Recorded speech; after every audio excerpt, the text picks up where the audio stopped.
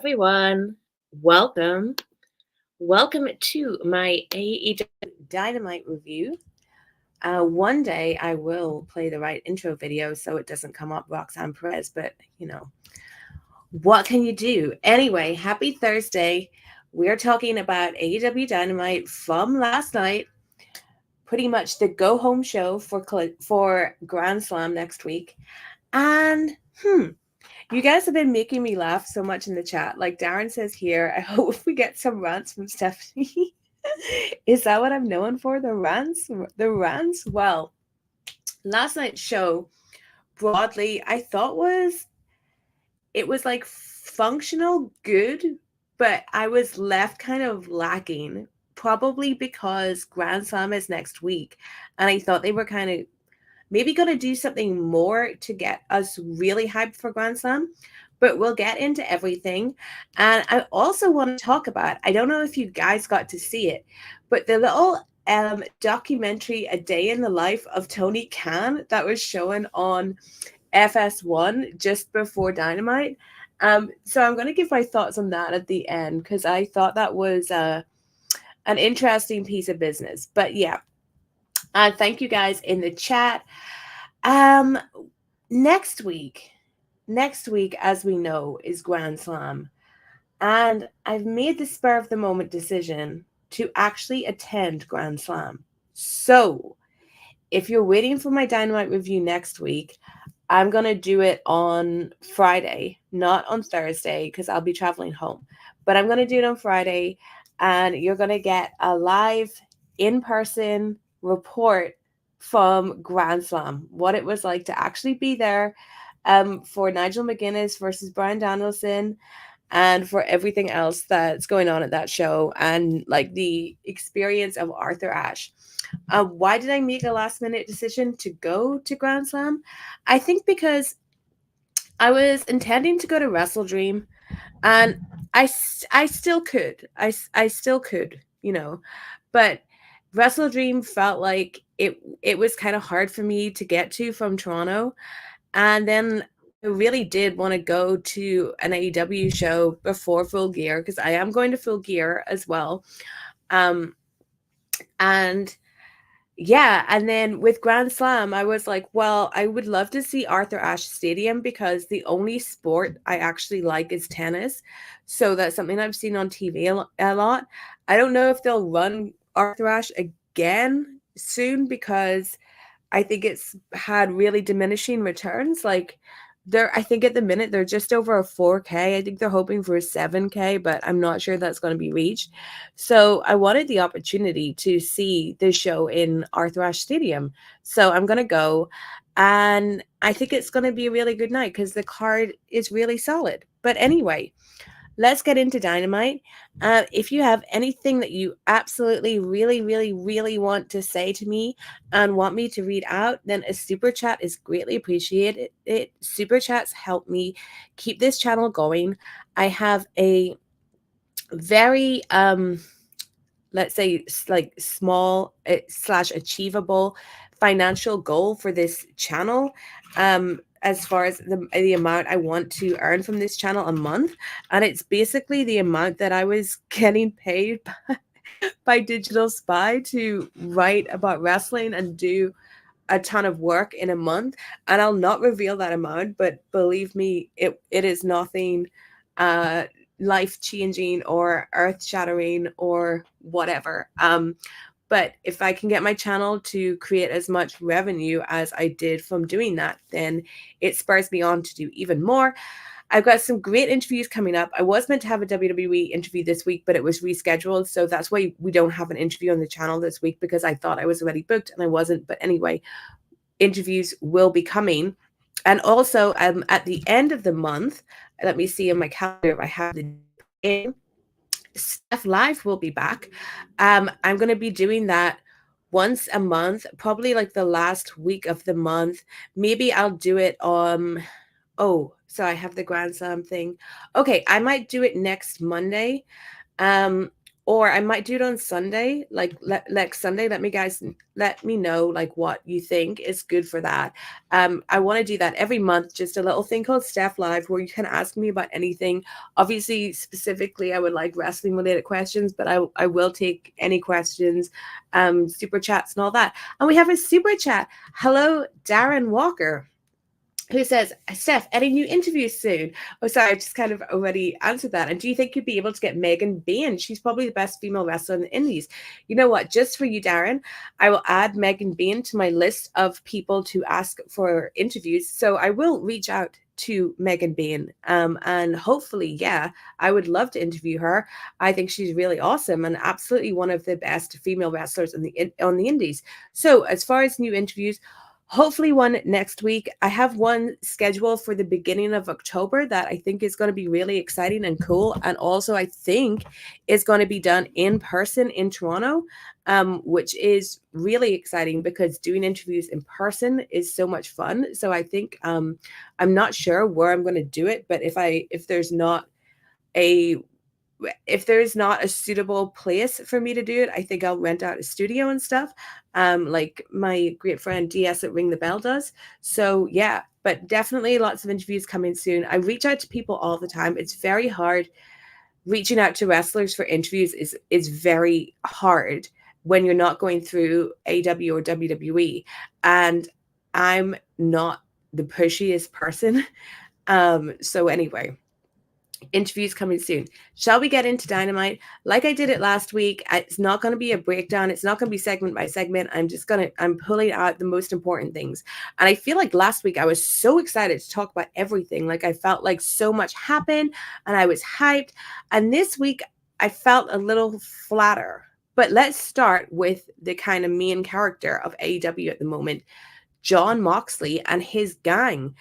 So the first Moxley adjacent thing we saw on the show was we had Pac asking where Wheeler Yuta has been since All Out.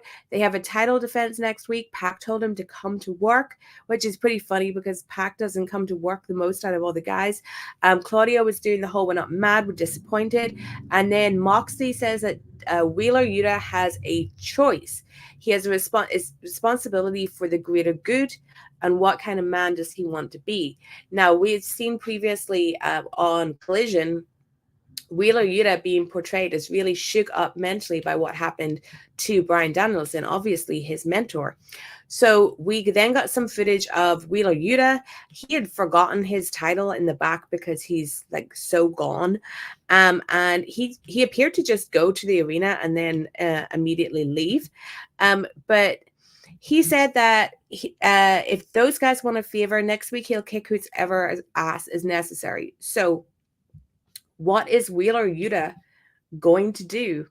I've been really enjoying Yuta in this whole storyline. I think it's been like the best use of him because for me, he hasn't done much since his entry into the BCC, which I believe came after his really bloody match with Moxley on a Rampage Boston, I believe, because I was there, and it was very awesome.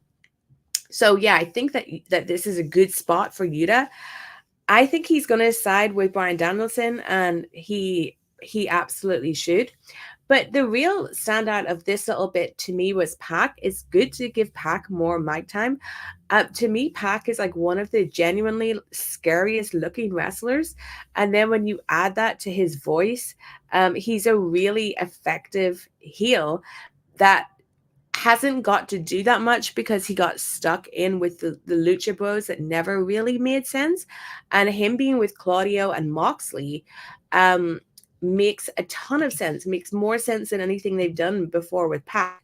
So I thought that was great. So top marks for everyone there.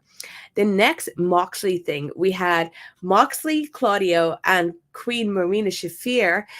They came to the ring, but then Private Party idiots decided to attack them. This went very, very badly for Private Party. And then Per Commander was made to look like a total fool. He came out to try and help. He even did a dive, but Claudio just caught him. And Sorry, I just got an email. Anyway, Grand Slam has been approved.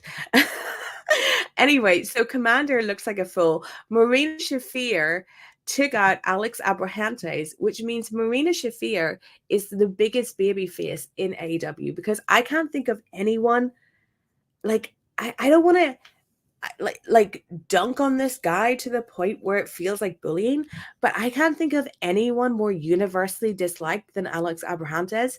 I think in any company, we all have people we like and we have people that we don't like. And I might not like someone, and then but they have stands from their career or whatever.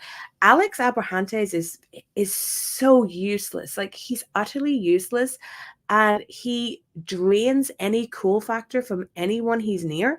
So Marina just clobbering him, I mean, good for her, good for her. But the real bit of this angle was Jon Moxley taking a hammer to Isaiah Cassidy's hand, and the crowd are chanting, "You sick fuck," and yeah, that's what happened to those guys. So this whole storyline is pretty much being written by Jon Moxley, from what I've heard. And all along the way, there's kind of assurances that this will all be like very good when it comes to Danielson, and everything he's doing. It will all make sense. Jon Moxley is one of those guys where you can tell completely whether or not he's invested in something or not. And this is his baby. So, all great. I honestly don't think Private Party will ever recover from this, or Commander. So Moxley, I think it was Moxley who basically said that they have been doing nothing for 5 years. Absolutely true. They've been doing fuck all for 5 years, since they beat the Young Bucks. And really, I think he should have just handed them a ticket to the Performance Center in Florida after this, because I can't see these guys ever getting anywhere. Like, the tag division is already so stale that the only thing that will freshen it up is probably new faces. So per Private Party and Commander, they're just like jobber geeks. Alex Abrahantes, stealing a living. I was thinking about this today, that if I was given the job of hiring and firing in AEW, if Tony Khan said to me, "Hey, you can fire one person from this company, but you have to hear them all out," there's people in the company that I don't like, but Alex Abrahantes would be the least able to make a case for himself to have a job. Like, just done. But I thought this was a really strong angle. I've heard some people say, why is Jon Moxley allowed to behave like this, in the storyline? Why is he not being checked by anyone? And I think, like, firstly, we have to look at, this isn't just an AEW problem. We saw when the Wyatt Six arrived on Raw that it looked like they committed murder, and they're invited back every week to wrestle and have their videos played. So I think people are like a little bit too hard on AEW when it comes to that. I think it's just that the violence that AEW showed Moxley do, one, looked completely real, and we actually saw it, whereas the Wyatt Six stuff, a lot of it was like left to our imagination. We just saw the aftermath. But two, and this is, I'll talk more about this later, like, this is a part of the failure of the Elite versus AEW storyline, because Christopher Daniels only cares about bad stuff that the Elite are doing.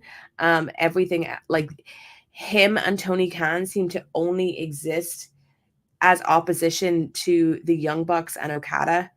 So who knows if Christopher Daniels, who fucking gave himself a match on Collision, even knows what Jon Moxley's doing, to be honest. So I don't really have a problem with any of that. It's wrestling. We had Darby Allin coming out with his skateboard.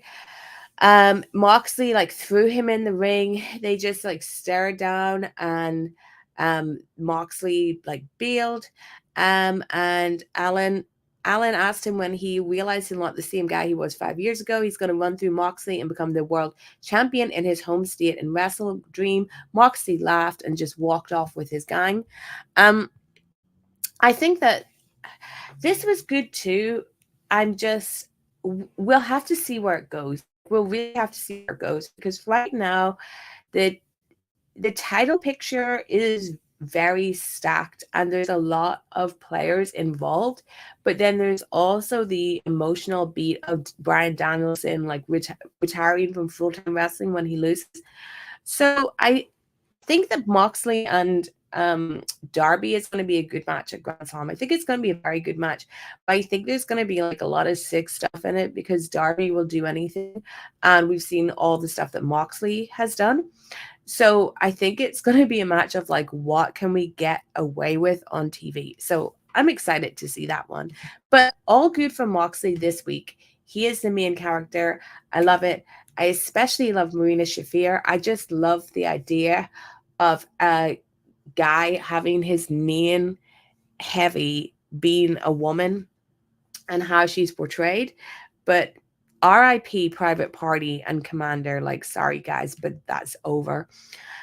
So the next thing I'm going to talk about is Bryan Danielson, Nigel McGuinness, and the build to this match. So we had a video package about Nigel McGuinness. Now, in true AEW fashion, this did not work the first time around. So we got a little technical difficulty before throwing to the main video package here. This video package was really, really good. It showed Nigel's career. It had people talking like Mark Briscoe, like Jay Lethal, like Jerry Lynn. It kind of showed the story of how Bryan Danielson and Nigel McGuinness both lay claim to being the best wrestler in the world at one point, but things went very differently for them. Nigel was forced to give up, whereas Bryan Danielson became this huge star in WWE and the wrestler that everybody knows the name of. Like, Nigel called him the most famous wrestler in the world, right? And Nigel was dealt a really bad hand, and it's really sad. But so I thought this was a really, really good package. But I think obviously I want to see Nigel versus Bryan, right? But there's a real problem with this story and what they're doing. This match is definitely for the sickos. And there's like an 11-hour playlist that AEW put up about Danielson and Nigel. 11-hour playlist. Now, big plug to the boys at Grapple, because Grapple on Tuesday on their Patreon, they are doing basically a Nigel McGuinness retrospective. And it's going to be amazing because you have Benno there, who's very, very knowledgeable about Nigel McGuinness and Bryan. He nearly made his Dynamite debut in this package, but they didn't show him because he was at Nigel Bryan at their match in Liverpool. So if you really want to know more about Nigel, I would really stress listening to that, because that's going to cover a lot of things in his career that you might not know about. So this match is for the sickos, and I think it suffers from the timing. Like, it was always thought that Nigel McGuinness would probably return to the ring to face Bryan Danielson once he arrived in AEW. And Nigel has never let go his hatred of Bryan on commentary. But not everyone hears Nigel McGuinness do commentary because he's not doing it on Dynamite. Not the wider audience isn't as familiar with him. But if you are going to tell the truth of the story of Nigel and Bryan, if you're going to really, really sell it, really talk about what happened to Nigel McGuinness, like his amazing documentary, The Last of McGuinness, and all that, then Nigel is the absolute babyface who has done something incredible and is making a triumphant return, right? And in another universe, he should win probably and like get this massive moment. But they can't tell that story properly because Bryan Danielson is a massive babyface who the last time we saw him was being suffocated with a plastic bag, who is going to retire, well, from full-time wrestling for his young daughter and is just a beloved wrestler. So they can't properly tell the story. So even though they're showing these bits of Nigel and Bryan and their past, they're more playing Nigel as just like this weird, like bitter heel commentator. And it's just very, very tricky. And I wish they could have done it at any other time because right now, AEW with Bryan, like they're spinning many plates. So we have the overarching story of when Bryan Danielson is going to hang up being a full-time wrestler. We have this story of Jon Moxley running this gang that are just running wild on the company. And we have Christian with some kind of money in the bank thing. We have the fact that Swerve was the last champion, and I don't think he's going to forget he was champion, and all the stuff that's going on with him and Hangman. There's like a lot going on, and it really feels like to me that it was now or never for this Nigel and Bryan match for whatever reason. It was now or never, and this should have been built for a long time. Like this should have been Bryan Danielson's main story, where we fully got the story of Nigel and Bryan, and you could have done something where you properly explained it, where Nigel looks sympathetic, but even if it was like face or shades of gray or whatever, but it just feels so rushed. But I do think the match will be amazing. I think there's going to be a great atmosphere. I was listening to the boys at Wrestle Culture, and I think they made a really good point where they said, like, this match is truly for the sickos, and it probably shouldn't be on your big, Dynamite of the year, or like your big mainstream Grand Slam Dynamite. It's just not the right time. But for me, there's just too much going on for it to be the right time because Bryan Danielson hasn't even been here. And I know they're telling the story of whether or not he can actually wrestle, but this guy has been absent from being an active participant in a really serious story that, like, this guy that he used to know basically followed him to WWE as a commentator, followed him to AEW as a commentator, and has been just constantly going after him with no response from Bryan Danielson. And now we're building to this big match, and Danielson isn't here. So wild. The other thing to talk about here is Christian Cage, who has the cash-in. So he had a segment that I honestly don't care about with Kip Sabian, but this is my prediction for how the ending of Grand Slam is going to go. I think we're going to get a match between Bryan and Daniel that I think is going to be like pretty good, but I don't think will reach any kind of level like any of the classic stuff between them, right? Because it's just not possible in my opinion. So they're going to have a good match. And Nigel is going to try really hard and put up a really valiant effort. It's going to be very 50-50. And then I think that Bryan is going to win. He's going to pin or submit. Submit would probably be better. He's going to submit Bryan Danielson. And then I think we're going to get Christian coming out to the cash-in, because even though Danielson has won, he's going to be like drained, like done on like 0% energy. So I think Christian will come out to do the cash-in. And Nigel will basically stop Bryan from losing the title this way, because Nigel, who has hated and resented Bryan Danielson for so long, he finally gets that moment with him again. And after getting that moment, he now respects Danielson more, and he respects him too much to allow monster heel Christian to just take the belt from him and effectively end his full-time career. I think something like that is going to happen. That's kind of my prediction. Yeah.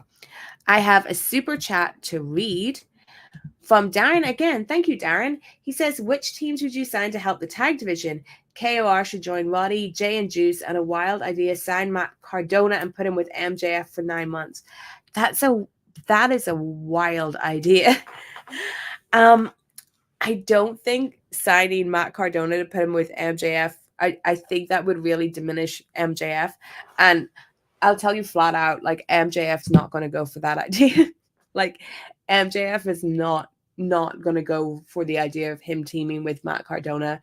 His booking is way too important to him for him to go with that. What teams would I sign? So I honestly don't know. I thought the Grizzled Young Veterans were going to be a great signing. Their usage so far has been frankly terrible, and for some reason they're not being the Grizzled Young Veterans. It's just so wild. They almost seem like they've been forced to take an AEW contract. You know what I mean? Like, they don't seem fired up. I think you could bring in Bobby Lashley, either with Shelton Benjamin or MVP, but I don't think that as a tag team is going to help the tag division, really. I truly don't know what they can do. Like, Motor City Machine Guns have gone to NXT. I think they would have to find some hot young tag team and not, like, fuck them by giving them one big win and then never playing with those toys again, which is what happened to Private Party. I think a lot of people would say, like, go with the Outrunners. I think the Outrunners have been booked so badly for what they're meant to be. I think, like, they've had wins that they shouldn't have had. If you're going to go with the Outrunners, build to them getting one big win. But also the Outrunners, to me, it's very like what we're seeing with Joe Henry. It's very meme stuff, people finding them funny, people finding them entertaining, and it's kind of a bad look if they get the biggest pop in your tag division. Honestly, it means that your other teams are just so stale and flat that no one cares, and like, we're cheering for this meme team because it's a very one note joke and it's not going to last. But and it's one of those things that gets played out so much. So I honestly don't know what they can do to help the tag division. Kyle and Roddy would be better served just going in as a tag team. Jay and Juice, no, I don't want Jay stuck in a tag team, but use the guns more for sure. But yeah, the tag division is in a really bad place. And I don't think that there is a magic solution or one particular team that's going to help it. I think it needs some, like, serious love and care that the Young Bucks don't seem to be willing to give it. But thank you so much for the super chat, Darren. So we'll move on, but whatever negatives I have to say about the build, I'm very excited to see Hangman. Oh, sorry. To see, I'm always excited to see Hangman. To see Nigel McGuinness and Brian Danielson at Grand Slam. It's going to be awesome. Okay, so the next person I want to talk about is the handsome cowboy Hangman Adam Page, which is great because I have a super chat from my friend Lady B. Lady B, thank you for sending $10 to say, if loving Hangman is wrong, I don't want to be right. However, seeing him do a pull-apart brawl with Jeff Jarrett hurt my heart. Alas, in Hangman we trust. Yeah, Hangman, you cannot make me hate Hangman Adam Page no matter what he's doing. And I felt so tonight we saw him. He came to the ring. He's so angry and fired up. Even though Swerve isn't here, he's so mad. And he basically said, that he hates anyone that supported Swerve. And one person he heard supporting Swerve was Tony Schiavone. So he was going to attack Tony Schiavone. Now, I know they do this like attack Tony Schiavone thing to make you hate a heel, but I'm kind of sick of Tony Schiavone, so I was like, yeah, sure, do it, man. But that's just me being cold-hearted. And then Jeff Jarrett came out to confront him, and Jeff Jarrett's going to kick Hangman's ass. So he said there was like a kind of a wild pull apart, and he said like he'll kick his ass if it's the last thing he's done. He does. So maybe we're having some maybe a retirement match angle, but I don't know. However, I watched Hangman and I love people. Now, maybe this is why CM Punk is my favorite wrestler. I love people that love vengeance and who just don't let shit go. So when I heard Hangman just be like, yeah, I beat Swerve, but any of you fucks that supported Swerve, I'm coming for you. I was like, yes. I like, absolutely, yes. That's relatable to me. That's relatable. People that love revenge and people who keep receipts. It's not a good way to live your life. However, maybe I live my life like that and I love it. So what Hangman to me, total babyface. He is really the person in AEW that is playing the CM Punk character.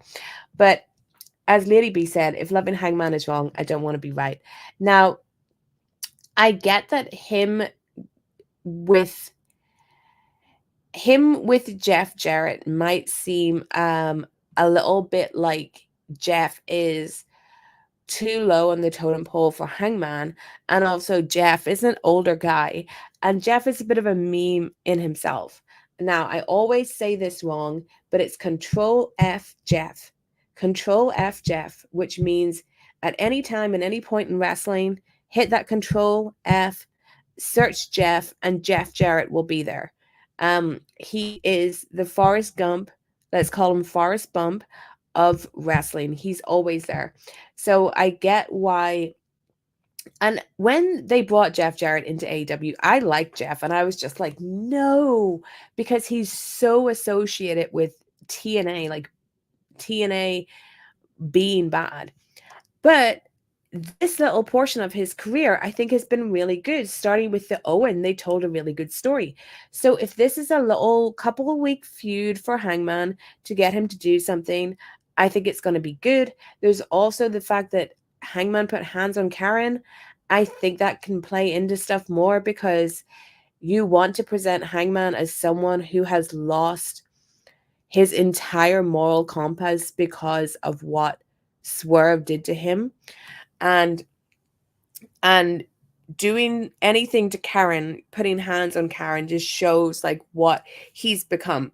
Because the idea of a man being so pissed that another man broke into his house and stood over his baby, Hangman wants to protect his family. But how then can you make reason out of doing something to another man's wife, but he's so unhinged, he doesn't see it like that. So I do actually love the Hangman and Hangman and Double J stuff for now, and I think it will be a great little match when it happens. And yeah, Jeff Jarrett is having a great little hot one. Like, I didn't know he still had it in him, but he has, and that's why Control F Jeff, he's everywhere.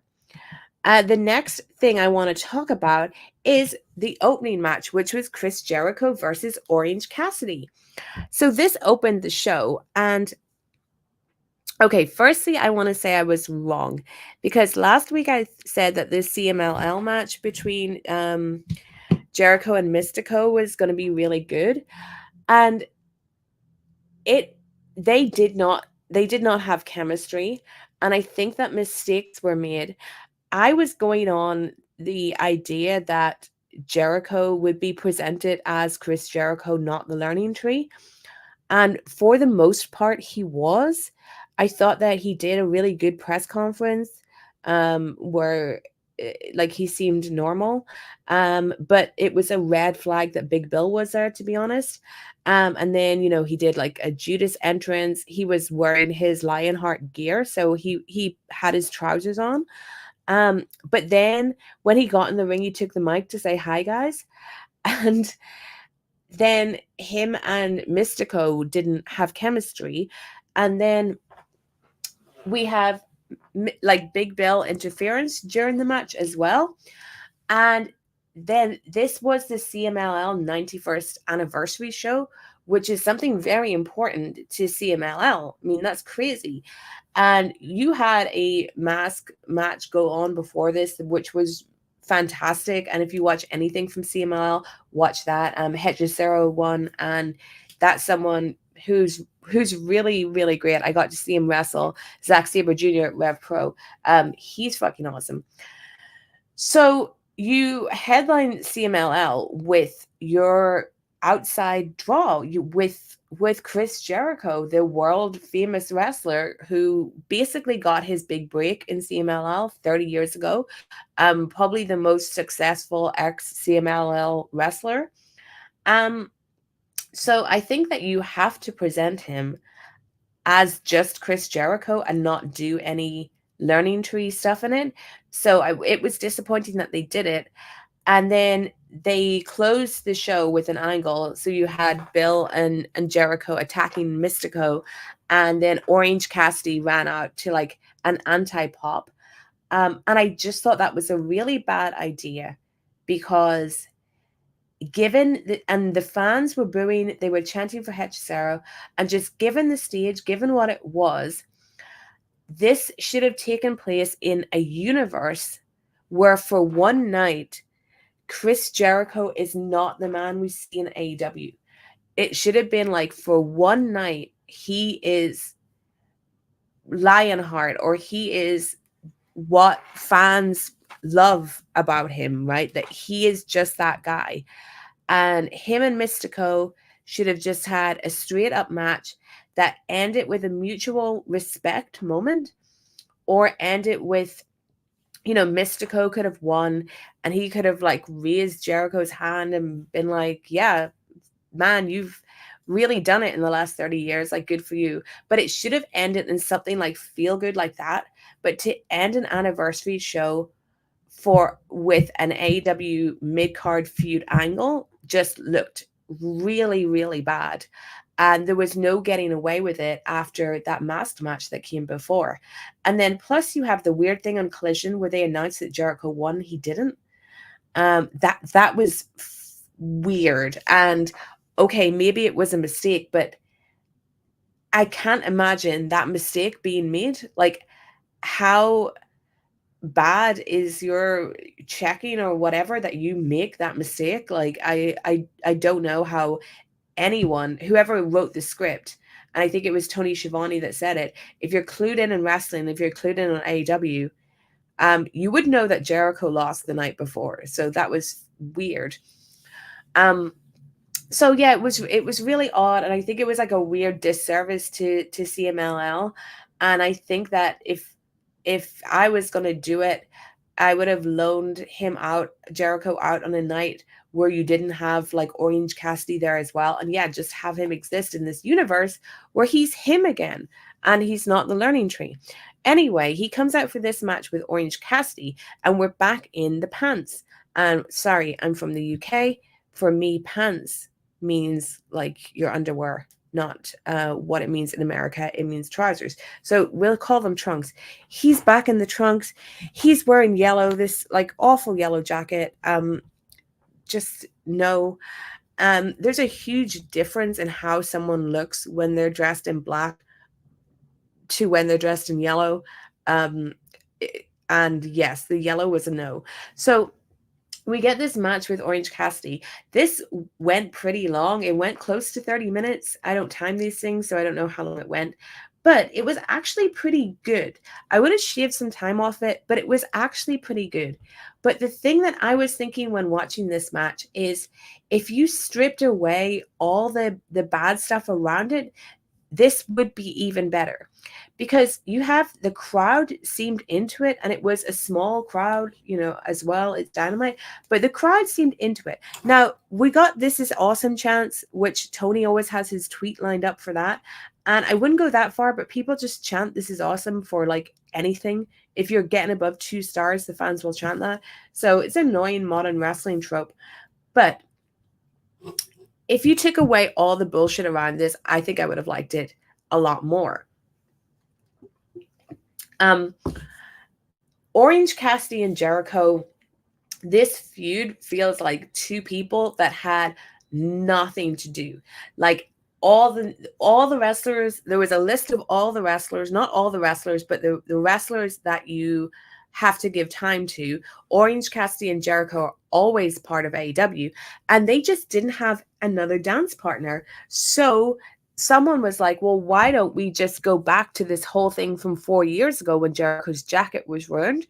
Because now all of a sudden he's upset about that again.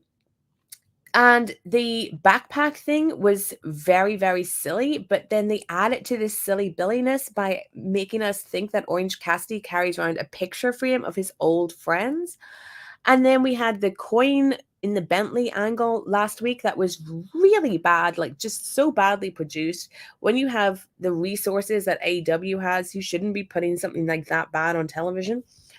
So this could have been like two wrestlers having a good match if it was divorced from all of that, right? And if Jericho wasn't doing the learning tree and wearing the learning tree clothing, yeah. But I have to say, the roll of quarters thing was good, because we've seen so many times, like Jericho's always using objects in the match. And so he gets a roll of quarters that he obviously picked out from his Bentley, and he goes to hit Orange Cassidy with them, but Orange Cassidy takes him off him. Now, obviously, Aubrey was refereeing, and she's no comment.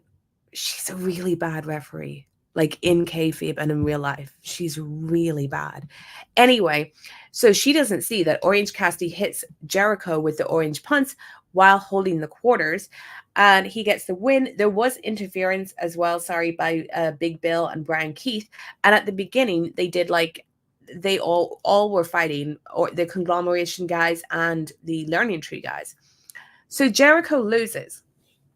And I saw a lot of people online saying that this is the end of that. Like, this is a write-off for Jericho. It's absolutely not. There will definitely be follow-up to this probably next week, because he lost by being hit with the quarters. And not only that, the beginning of the match showed you the possibility of a complete like multi-man brawl or something. So that's going to happen. So I do think that I think a lot of this match also was making up for how the Mystico match went, because Jericho even did the spot where he takes the camera from the cameraman. And when he tried that in Mexico, that cameraman did not want to give up his camera to Chris Jericho.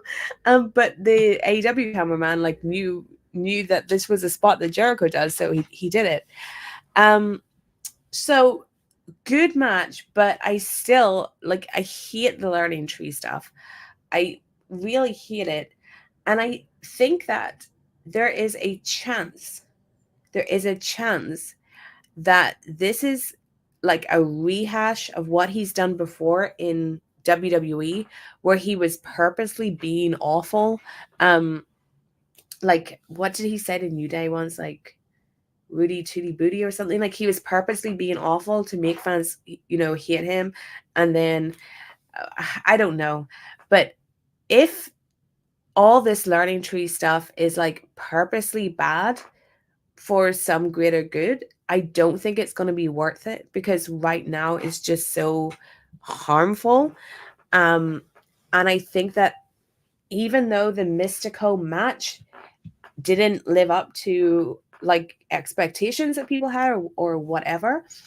I think if he really wants to, if someone really wants to show Jericho how this learning tree thing is not good and not good for him, like just show the presentation all the way through the CMLL stuff compared to what we see on Dynamite. Like just see that, like the entrance at CMLL with the clothes that he was wearing and the way he looked compared to what we got on Dynamite, and it's like, no. And I think that there's a lot of people that think that Jericho's on TV so much because he's pushing Tony Khan for it, but Tony Khan really wants him on TV a lot. I think that's very much proven.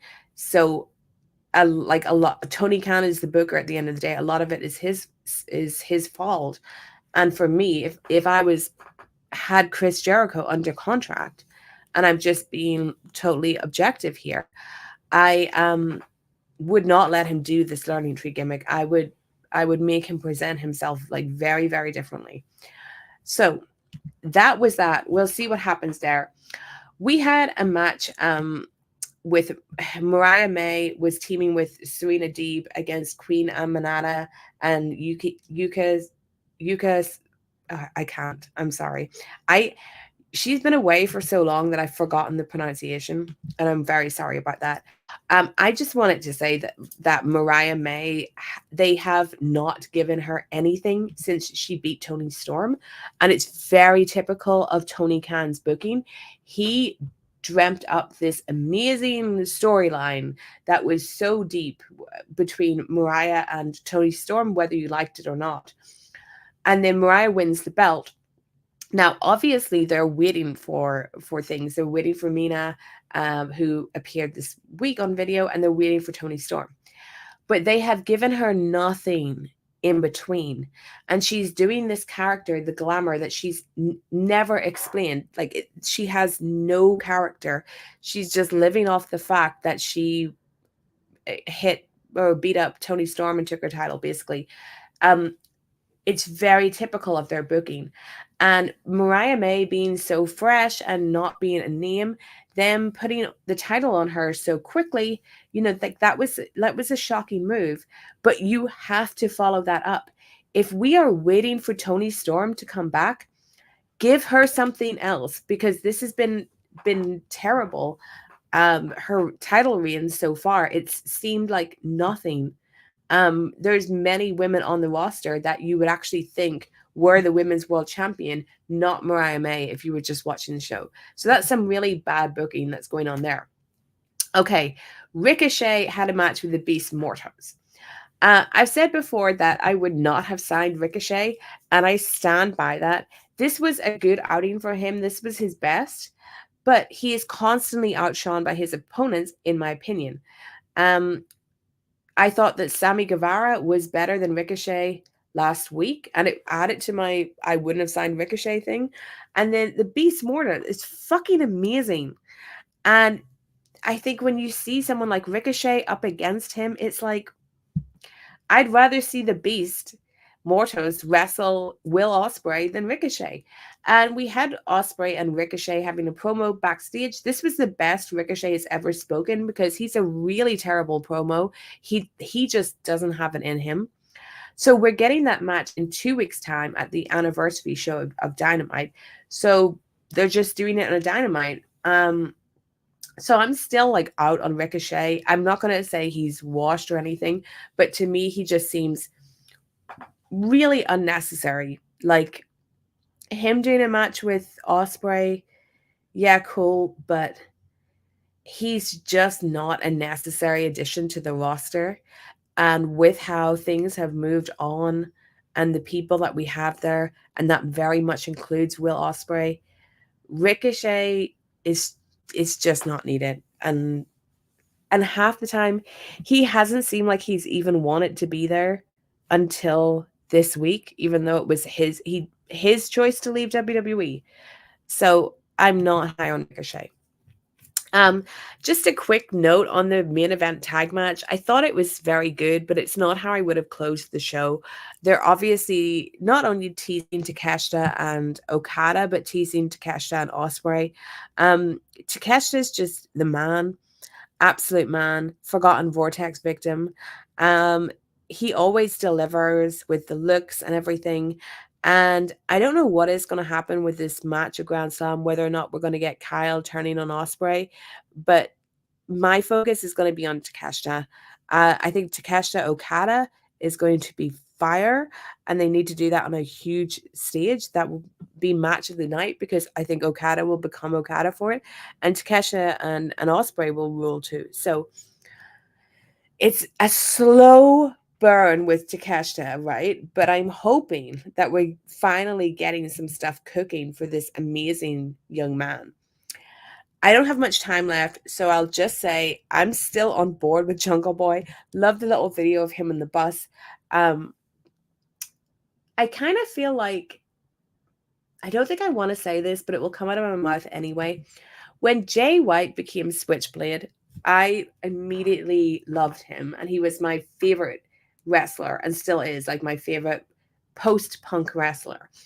And so many people were against him for so many different reasons. Like, they thought he didn't look the part. They thought that he didn't have a developed character. They thought his matches were boring and stuff like that.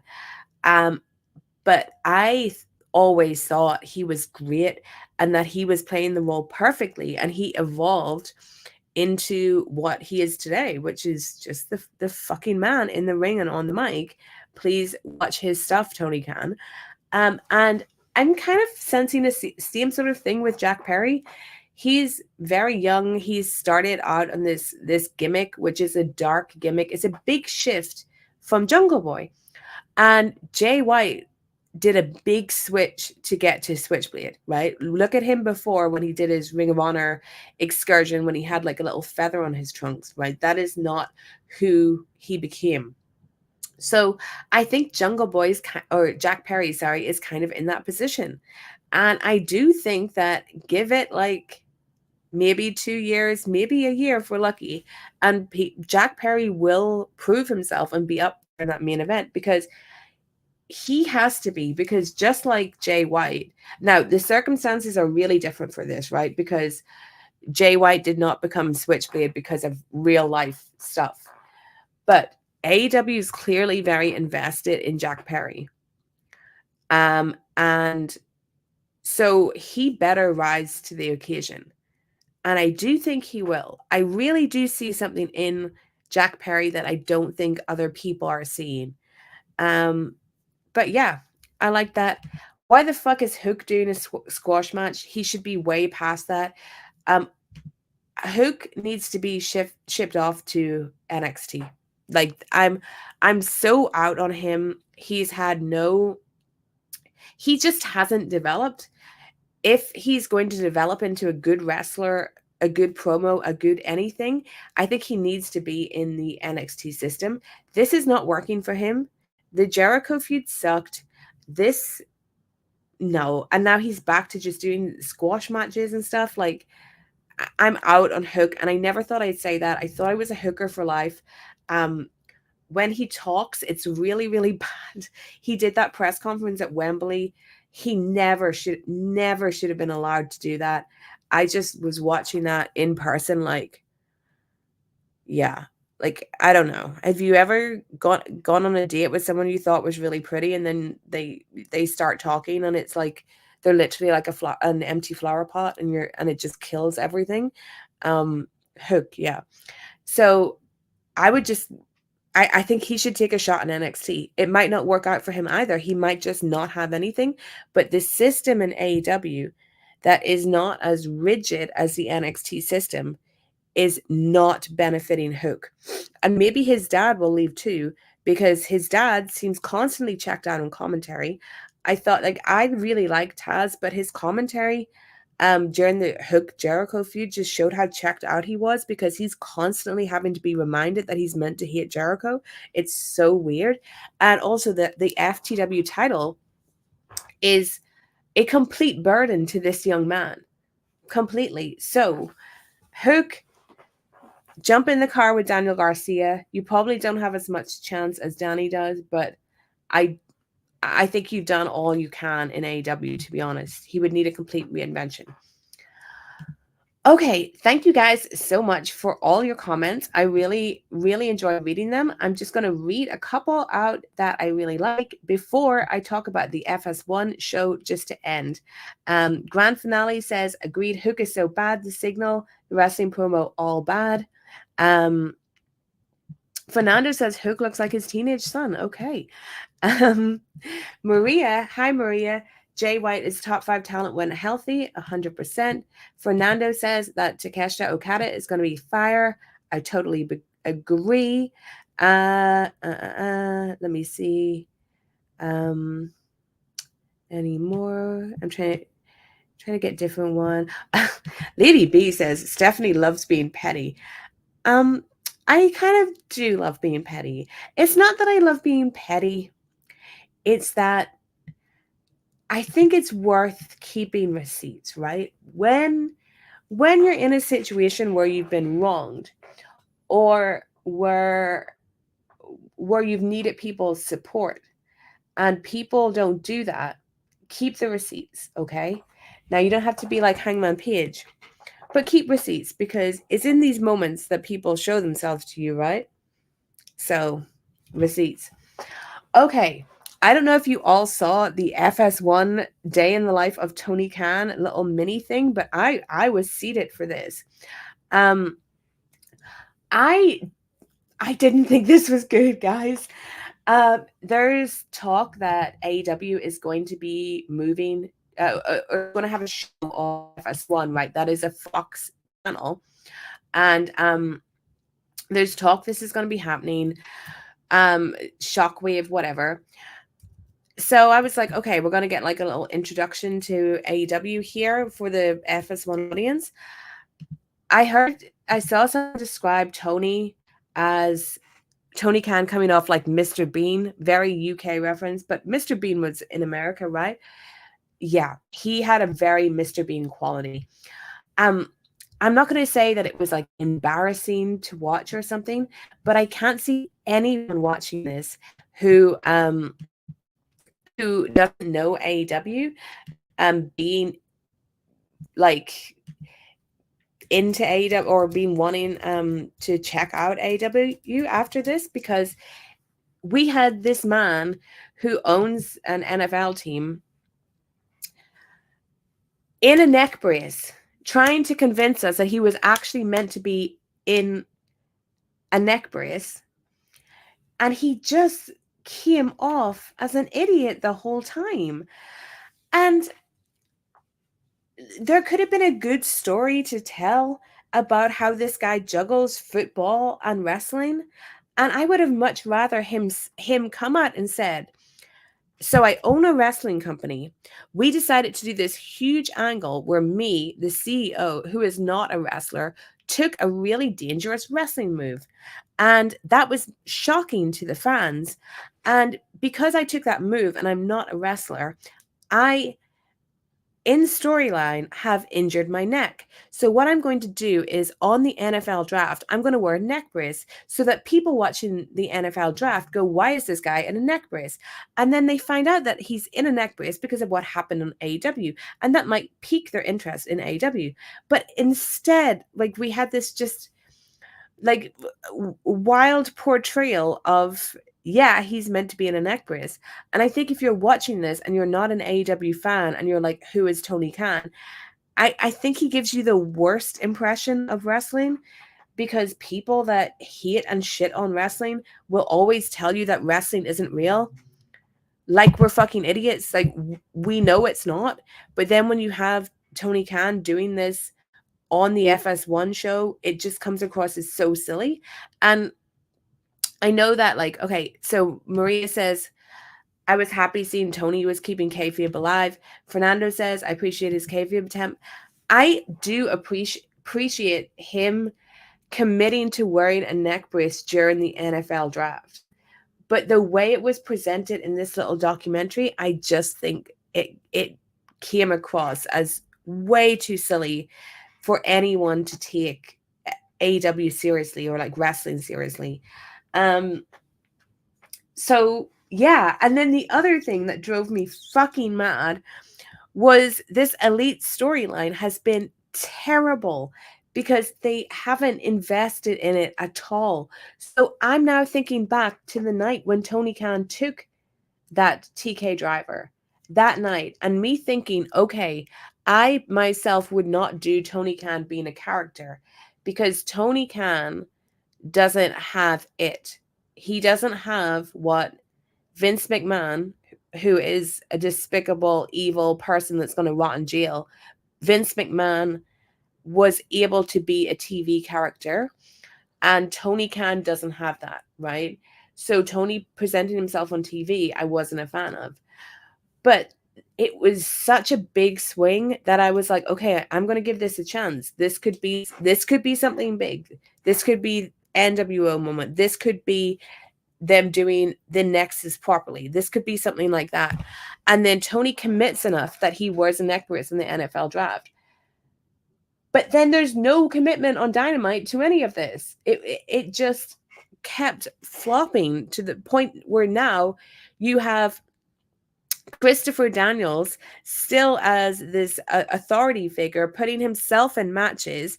You have a totally other group that are separate from this, led by Jon Moxley, like wreaking havoc, nearly killing people in the company. And we're still meant to have any investment in this Elite Tony Khan just mess of a story. And the only good part that they could salvage from it was the attack on Kenny Omega. But I just think that they've just poisoned this storyline so much that when Kenny comes back, I'm not sure that, like, I feel like they'll have to start again. But yeah, so the FS1 thing, I was just watching it like, this isn't it. And you had Toni Storm being portrayed as like a character, which I think she did a good job, but then that's very hokey too. You had Chris Jericho speaking like a normal person, which like that is something that Chris is really good at, you know, but thank God he wasn't doing the learning tree stuff on FS1. But yeah, I thought this thing was like just fucking weird. I mean, who is it for? And I think the only audience is for AEW fans like us, so we can get like a bit of a chuckle at it. But I don't think it's for NFL fans or a wider audience. It's just strange. But anyway, that was my thoughts on that. I am glad I watched it though. I am glad I watched it. Okay, that's it. We did just over an hour. Thank you guys so much to listening to me reviewing AEW Dynamite. I hope you guys are happy that my live reviews are back, because I did, have people asking me always, when are the live reviews coming back? And I needed a way to make it work. And I think that I have found a way to make it work. So I'm very grateful for all of you who watched. Very, very grateful for the super chats. Thank you so much. The super chats keep the channel alive, and I really, really appreciate that. So next week, I guess I'm going to Grand Slam. So I will not be doing this on Thursday. I will do it on Friday. So keep an eye out on my channel for when I schedule that for. But it will probably be this time, like around 12, but on a Friday. And then I will also schedule the Ask Steph video. So if you guys want to ask me anything, then get some questions ready for that time. But yes, I very much appreciate everyone. I appreciate all the super chats and all the comments. Thank you so much. And until next time, bye.